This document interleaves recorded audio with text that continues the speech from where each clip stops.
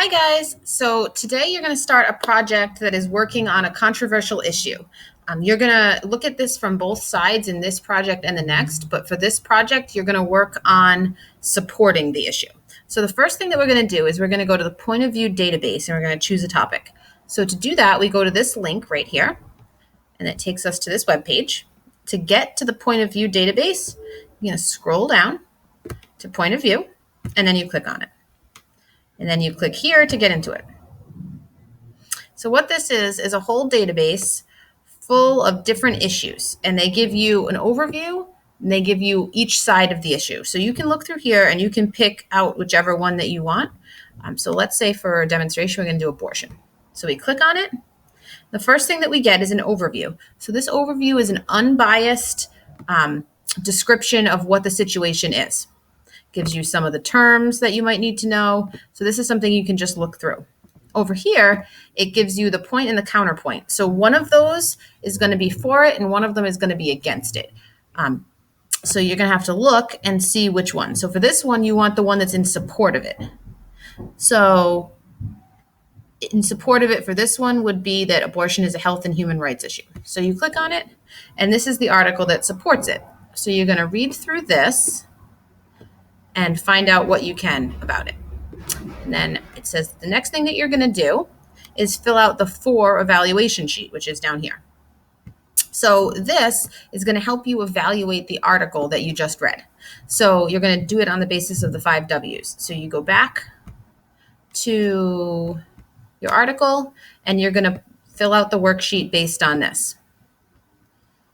So it's asking who is the author, and if you look, it'll tell you down at the bottom, it should say, it tells you who the authors are, it tells you some information about them, and then you can fill in the rest of the information. And then part 2 is asking you to look for bias. So you'll have to see if you found any bias in your article. And because they are supporting one side versus the other, I would expect that you are going to find some bias. And then the next part is some pre-writing. So what you're going to put on your Weebly website is going to be a short essay supporting your issue. So this is just to help you kind of get going on that. So it's going to be an introduction paragraph, a middle paragraph, and a conclusion. So based on what you just read, you can start to write this out a little bit. If you want to write it in full sentences here as a rough draft, you can.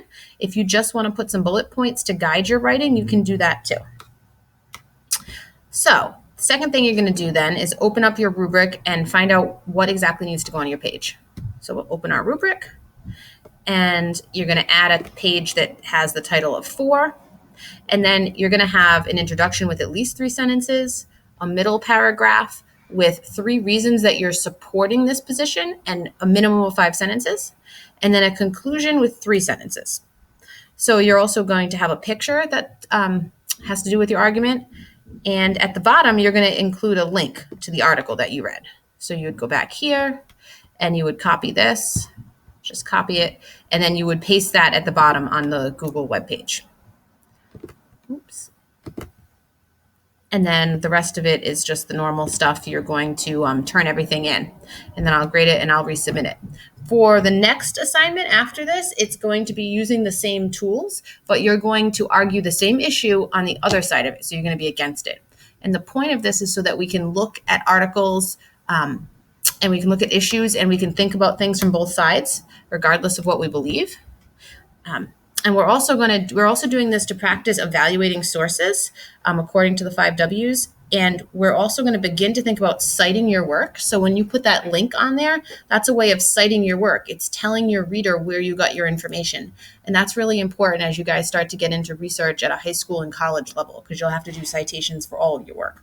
So that's why we're doing that, so that you start to get in the habit of doing those things as you do research. So if you have any questions, just ask. And I hope this video helped you guys and made it a little bit more clear.